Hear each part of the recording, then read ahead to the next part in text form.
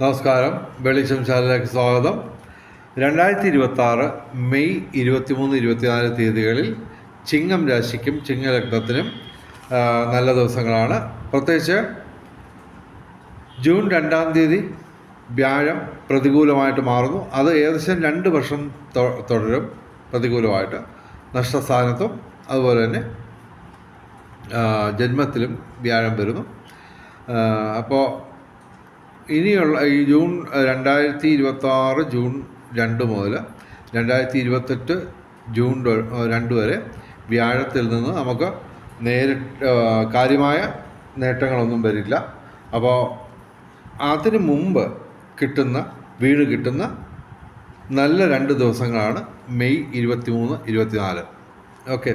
അപ്പോൾ ഇതൊക്കെ പറഞ്ഞു തരുന്നതിന് ഞങ്ങളുടെ ചാനൽ ദയവായി സബ്സ്ക്രൈബ് ചെയ്യുക. പിന്നെ നിങ്ങളുടെ ജ്യോതിഷപരമായ സംശയങ്ങൾക്ക് എന്നെ വാട്സാപ്പിൽ ബന്ധപ്പെടുകയാണെങ്കിൽ നമുക്കത് പരിഹരിക്കാം.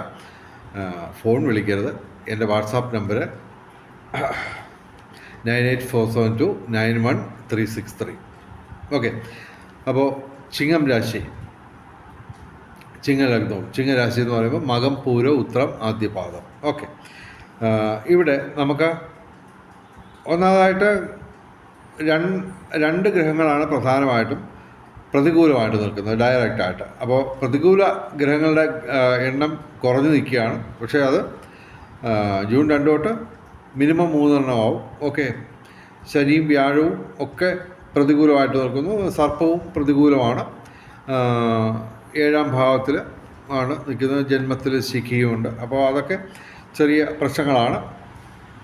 എങ്കിലും നമുക്ക് ഇവിടെ ഈ ദിവസങ്ങളിൽ അതിൻ്റെ കറക്റ്റ് ടൈമിങ് പറയുകയാണെങ്കിൽ മെയ് 23 വെളുപ്പിന് 2:08 AM മുതൽ മെയ് 25 രാവിലെ 9:07 AM വരെയാണ് ഈ ഫലങ്ങൾ അനുഭവവേദ്യമാകുന്നത്. 5 ഗ്രഹങ്ങൾ അനുകൂലമായിട്ട് നിൽക്കുന്നു. അതിൽ തന്നെ ശുക്രനും വ്യാഴവും 11ാം ഭാവത്തിൽ ലാഭസ്ഥാനത്ത് നിൽക്കുകയാണ്. അപ്പോൾ അതുപോലെ സൂര്യനും ബുധനും 10ാം ഭാവത്തിൽ കർമ്മസ്ഥാനത്ത് നിൽക്കുന്നു. ചന്ദ്രൻ ജന്മത്തിൽ നിൽക്കുന്നു. അപ്പോൾ പൊതുവെ വളരെ നല്ല ദിവസങ്ങളാണ്. അത് നമ്മൾ ബുദ്ധിപൂർവം, വിവേകപൂർവം, കൗശലപൂർവം ഉപയോഗിക്കുക. കാര്യം എന്ന് പറഞ്ഞു കഴിഞ്ഞാൽ ജൂൺ 2 ശേഷം ഏകദേശം ഒരു 2 വർഷത്തേക്ക് വ്യാഴം പ്രതികൂലമായിരിക്കും. അപ്പോൾ നമ്മൾ ഇപ്പോൾ ഈ ജൂൺ 2 മുമ്പായിട്ട് തന്നെ പറ്റുമെങ്കിൽ ഈ ദിവസങ്ങളിൽ തന്നെ നമ്മൾ പ്രധാനപ്പെട്ട കാര്യങ്ങളൊക്കെ ചെയ്തു തീർക്കാൻ ശ്രമിക്കാം. അതുപോലെ തന്നെ ഇവിടെ ഞാൻ പറയുന്നു നേട്ടങ്ങളാണ് ഈ ദിവസങ്ങൾ. പക്ഷേ ഒരു കാര്യമുണ്ട്, അത് ഞങ്ങൾ പറഞ്ഞതുകൊണ്ടായില്ല. നിങ്ങൾ നിരവധി അനുഷ്ഠാനങ്ങൾ അനുഷ്ഠിക്കേണ്ടി വരും. എങ്കിലേ ഈ ഭാഗ്യം നമുക്ക് കിട്ടുകയുള്ളൂ, അനുഭവത്തിൽ വരികയുള്ളൂ. അതായത്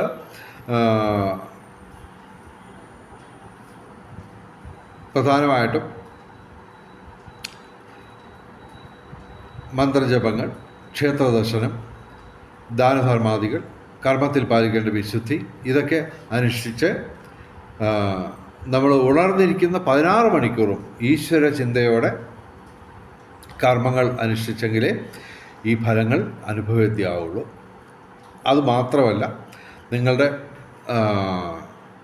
മഹാദശ, അന്തർദശ, അതുപോലെ തന്നെ ചിങ്ങം രാശിയാണെങ്കിലും ചിങ്ങം ലഗ്നം ഏതാണെന്ന് അറിയണം. അപ്പോൾ ആ ലഗ്നത്തിൻ്റെ ആ രാശിയുടെ ഫലവും നിങ്ങൾക്ക് അനുഭവത്തിൽ വരും. അതെല്ലാം അനുകൂലമായിരിക്കാം. അതുപോലെ തന്നെ നിങ്ങൾ കർമ്മശുദ്ധി, അതായത് ഈശ്വരന് ഇഷ്ടപ്പെടാത്ത ഒരു കാര്യവും ചിന്തിക്കുകയോ പറയുകയോ പ്രവർത്തിക്കുകയോ ചെയ്യരുത്.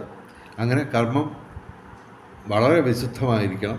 അതുപോലെ തന്നെ ദാനധർമാദികൾ, പ്രത്യേകിച്ച് അന്നദാനം, അത് ഇപ്പോൾ നമുക്ക് നമ്മൾ ലക്ഷക്കണക്കിന് രൂപയ്ക്ക് ഇത് ചെയ്യണമെന്നില്ല, ഒരു സദ്യ നടത്തണമെന്നൊന്നുമില്ല. മറിച്ച് ഒരു ചായ വാങ്ങിച്ചു കൊടുക്കുന്നു, അന്നദാനമായിട്ട് കൂട്ടാം.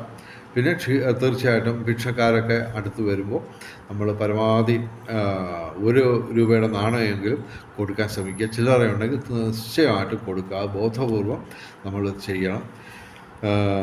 ഇവിടെ സൂര്യനും ബുധനും കർമ്മഭാവത്തിൽ നിൽക്കുന്നു. അതായത് ബുധൻ മെയ് 29 മറ്റോ മാറുന്നുണ്ട്. എന്നാലും അത് 11-ാം ഭാവത്തിൽ ലാഭസ്ഥാനത്തായിരിക്കും വരുന്നത്. ഓക്കെ. അപ്പോൾ ഈ ഇടവം മിഥുനം മാസങ്ങളിൽ നിങ്ങൾക്ക് തൊഴിൽപരമായിട്ടുള്ള നേട്ടം, പിതൃഗുണം, സന്താന നേട്ടം, അത് അല്പം വിശദീകരിച്ച് പറയുകയാണെങ്കിൽ തൊഴിൽപരമായ അസ്വസ്ഥതകൾ നീങ്ങും. പിന്നെ തൊഴിൽ തേടുന്ന ചെറുപ്പക്കാർക്ക് തൊഴിൽ ലഭിക്കാനുള്ള സാധ്യത, അതുപോലെ ഇഷ്ടപ്പെട്ട സ്ഥലത്തേക്ക് സ്ഥലമാറ്റം, ചിലപ്പോൾ ശമ്പള വർധനവ്, അതുപോലെ തന്നെ മേലധികാരികളുടെ അനുകൂലമായിട്ടുള്ള ഒരു മാറ്റം നിങ്ങൾക്ക് ഗുണകരമായിട്ട് വരും. അതുപോലെ തന്നെ ശമ്പള വർധനവ്, ആനുകൂല്യങ്ങൾ കിട്ടാനുള്ളത് ചിലപ്പോൾ പെട്ടെന്ന് അപ്രതീക്ഷിതമായിട്ട് കിട്ടിയെന്ന് വരാം.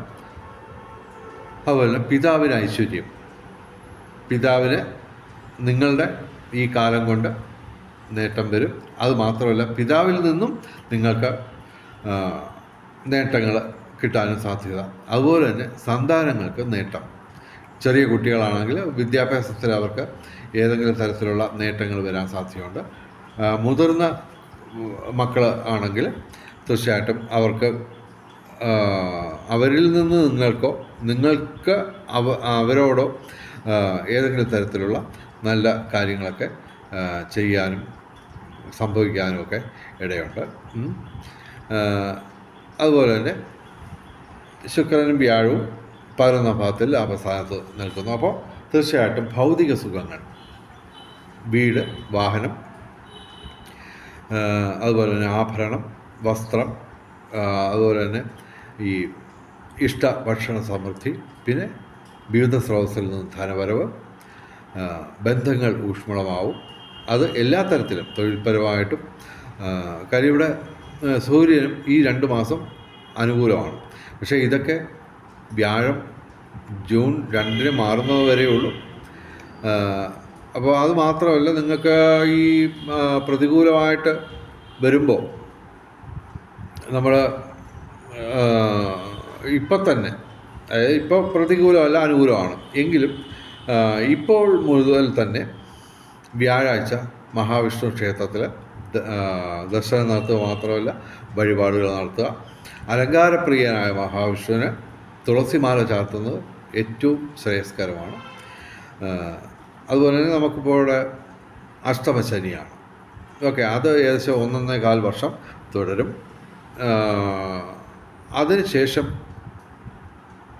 ശനി നിങ്ങളുടെ ഭാഗ്യസ്ഥാനത്ത് വരും. പിന്നെ കർമ്മഭാവത്തിൽ 2.5 വർഷം വീതമാണേ. അപ്പോൾ ഏകദേശം ഒരു 5 വർഷം, ഈ 1.25 വർഷം കഴിഞ്ഞ് ശനി ഭാഗ്യസ്ഥാനത്തും കർമ്മഭാവത്തിലും വരുമ്പോൾ ഗുണദോഷ സമ്മിശ്രമായിട്ട് ഫലം പറയാം നോക്കാം. കണ്ടകശനിയാണ് കർമ്മഭാവത്തിൽ, 10-ാം ഭാവത്തിൽ. എന്നാൽ തന്നെയും തൊഴിൽപരമായിട്ട് കുറച്ചൊക്കെ നേട്ടങ്ങളൊക്കെ പ്രതീക്ഷിക്കാം. അപ്പോൾ ചുരുക്കത്തിൽ ശനി 1.25 വർഷം കഴിയുമ്പോഴത്തേക്ക് മാറുമ്പോൾ നിങ്ങൾക്ക് ഒരു 2.5 വർഷം ഗുണദോഷ സമ്മിശ്രമായിട്ട് ശനി നിൽക്കും. എങ്കിലും അത് മേടം രാശിയാണ്, ശനിയുടെ നീചരാശിയാണ്. അപ്പോൾ അത് അത്ര വലിയ നേട്ടമൊന്നും കൊണ്ടുവരില്ല. എന്നാൽ തന്നെയും ശനിദോഷം പരമാവധി കുറഞ്ഞു കിട്ടും. പിന്നെ 2.5 വർഷം എന്ന് പറഞ്ഞു കഴിഞ്ഞാൽ ടോട്ടൽ 3.25 വർഷം കഴിയുമ്പോൾ കർമ്മഭാവത്തിൽ ശനി വരും. അത് കണ്ടകശനി ആണെങ്കിലും നിങ്ങൾക്ക് തൊഴിൽപരമായിട്ടുള്ള നേട്ടങ്ങളുണ്ടാകും. അതും നമുക്ക് ഒരു പരിധിവരെ നമുക്ക് ശനിദോഷം ഇല്ലെന്ന് തന്നെ നമുക്ക് പറയാം. പിന്നെ നിങ്ങളുടെ ഗ്രഹനിലയിൽ ശനി അനുകൂലമായിട്ട് നിൽക്കുകയാണെങ്കിൽ ഇതൊക്കെ ബാധിക്കാതെ കടന്നു കിട്ടും. പിന്നെ അതായത് ഏകദേശം 6.25 വർഷം കഴിയുമ്പോൾ 11-ാം ഭാവത്തിൽ ലാഭസ്ഥാനത്ത് നിങ്ങൾക്ക് ശനി വരും. അപ്പോൾ ആ 2.5 വർഷം നേട്ടങ്ങളുടെ ഒരു കാലമായിരിക്കും. എങ്കിലും അതൊന്നും നമുക്ക് കാത്തിരിക്കാൻ ഒക്കില്ല.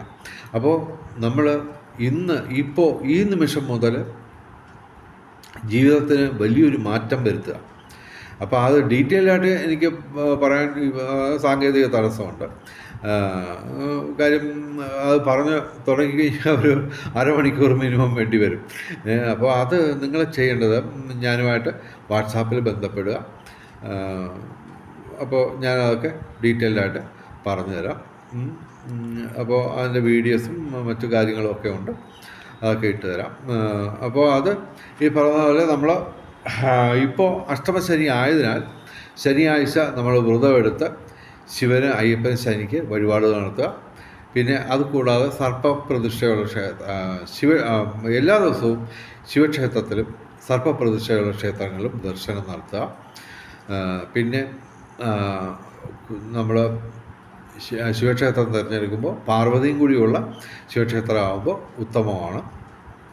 അപ്പോൾ നമുക്കിവിടെ ഈ ദിവസങ്ങളിൽ തൊഴിൽ നേട്ടം, അസാമാന്യമായ ധനവരവ്, പിന്നെ സുഹൃത്ത് ബന്ധങ്ങൾ എന്ന് പറയുമ്പോൾ അത് എല്ലാ തരത്തിലുള്ള ബന്ധങ്ങളും, ദാമ്പത്യ ജീവിതമായാലും പ്രേമബന്ധമായാലും അതുപോലെ തന്നെ തൊഴിൽപര രംഗത്തെ സൗഹൃദങ്ങളായാലും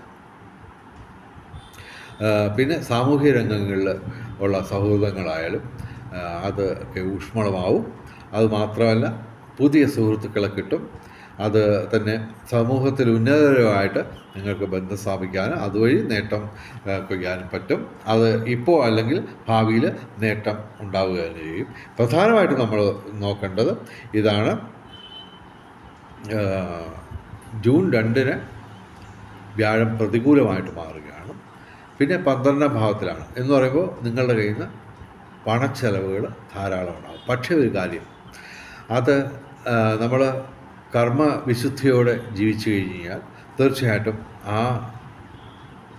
ചിലവുകളൊക്കെ ഗുണകരമായിട്ടുള്ള കാര്യത്തിന് വേണ്ടി നമുക്ക് ഉപയോഗിക്കാൻ പറ്റും. എന്ന് പറഞ്ഞാൽ ഞാൻ പ്രധാനമായിട്ടും ഉദ്ദേശിക്കുന്നത് നമ്മൾ കർമ്മശുദ്ധിയോടെ അനുഷ്ഠാനങ്ങൾ അനുഷ്ഠിച്ച് മുന്നോട്ട് പോയാൽ, പ്രത്യേകിച്ച് ഞാൻ പറയുന്നത് ബ്രഹ്മമുഹൂർത്തത്തിൽ എഴുന്നേറ്റ് പ്രാർത്ഥിച്ചിരിക്കണം. അത് തന്നെ ഷാർപ്പ് ടൈം. ആഹാരം കഴിക്കുന്നതിനും കുളിക്കുന്നതിനും എന്തെങ്കിലും ചായ കുടിക്കുന്നതിന് പോലും ഒരു കൃത്യ ടൈം, അതായത് പട്ടാള ചിട്ടയോടെ നമ്മൾ ജീവിക്കുക. അപ്പോൾ ഈശ്വരൻ ഒന്ന് ശ്രദ്ധിക്കും. മനസ്സിലായില്ലേ? ഇവനാൾ കൊള്ളാമല്ലോ, എല്ലാം കൃത്യമായിട്ടൊക്കെ. അങ്ങനെ ചെയ്യുന്നതിന് പ്രായോഗികമായിട്ട് തടസ്സമുണ്ടെന്ന് ചിന്തിക്കേണ്ട. നമ്മൾ ശ്രമിച്ചു കഴിഞ്ഞപ്പോൾ അല്പം പരിശ്രമം ഉണ്ടെങ്കിൽ വളരെ കൃത്യനിഷ്ഠയോടെ കാര്യങ്ങളെല്ലാം ചെയ്യാൻ പറ്റുക തന്നെ ചെയ്യും. അപ്പോൾ അങ്ങനെയൊക്കെ ചെയ്യുമ്പോൾ ഈശ്വരൻ ശ്രദ്ധിക്കും കൃത്യമായിട്ടിപ്പോൾ. രാവിലെ 5:13 പ്രാർത്ഥിക്കുന്നു നമ്മൾ. ഇന്ന് 5:13 പ്രാർത്ഥിക്കുന്നു, നാളെയും 5:13 പ്രാർത്ഥിക്കുന്നു. അപ്പോൾ അതിൻ്റെ ഒരു മനഃശാസ്ത്രം എന്ന് പറഞ്ഞാൽ സംഭവം ഇതാണ്. ഇന്ന് രാവിലെ 5:13 പ്രാർത്ഥിച്ച് കഴിഞ്ഞാൽ നാളെ 5:13 ആകുമ്പോൾ നമ്മൾ എവിടെയായാലും ഈശ്വരൻ്റെ സാന്നിധ്യം നമ്മുടെ അരികിലെത്തും. അറിയാമല്ലോ, അതായത് തൂണിലും തുരുമ്പിലും ഈശ്വരനുണ്ട്. ഓക്കെ, എല്ലായിടവും സർവ്വവ്യാപിയായ ഈശ്വരൻ നമ്മുടെ അരികിലെത്തും. ആ സമയത്താണ് നമ്മൾ പ്രാർത്ഥിക്കേണ്ടത്. അങ്ങനെ ശാസ്ത്രീയമായ എങ്ങനെ പ്രാർത്ഥന, അതിനൊക്കെ ഡീറ്റെയിൽഡായിട്ട് ഞാൻ കാര്യങ്ങളൊക്കെ വോയിസ് മെസ്സേജും വീഡിയോസും ഒക്കെ ചെയ്തു വെച്ചിട്ടുണ്ട്. അതൊക്കെ നിങ്ങൾക്ക് കിട്ടാൻ ഈ പറഞ്ഞ നിങ്ങൾ വാട്സാപ്പിൽ ഞാനുമായിട്ട് ബന്ധപ്പെട്ടാൽ തീർച്ചയായിട്ടും അതൊക്കെ അയച്ചു തരാം. അപ്പോൾ എൻ്റെ വാട്സാപ്പ് നമ്പർ പറയുന്നു 9847291363. ഫോൺ വിളിക്കരുത്, പകരം വാട്സാപ്പ് മെസ്സേജ് അയക്കുക. അത് 2-3 ദിവസം കഴിഞ്ഞാലും ഞാനത് നോക്കി മറുപടി പറഞ്ഞിരിക്കും. അപ്പോൾ നമ്പർ ഒന്നുകൂടെ പറയാം, 9847291363. ഓക്കെ. അപ്പോൾ വെളിച്ചം ചാനലിൻ്റെ മുഴുവൻ പ്രേക്ഷകർക്കും സർവകാര്യ വിജയം, സർവവിധ സൗഭാഗ്യം, രാജകീയ സുഖഭോഗങ്ങൾ, അപ്രതീക്ഷിത ധനലാഭങ്ങൾ, അപ്രതീക്ഷിത സൗഭാഗ്യങ്ങൾ, ഇവ ഗുരുവായൂരപ്പൻ അനുഗ്രഹിച്ചു തന്ന് എല്ലാവരുടെയും ജീവിതത്തിൽ വെളിച്ചവും ഐശ്വര്യവും സമ്പൽ സമൃദ്ധിയും വന്നു ചേരട്ടെ എന്ന് പ്രാർത്ഥിച്ചുകൊണ്ട് വീഡിയോ അവസാനിപ്പിക്കുന്നു. നമസ്കാരം, ശുഭദിനം.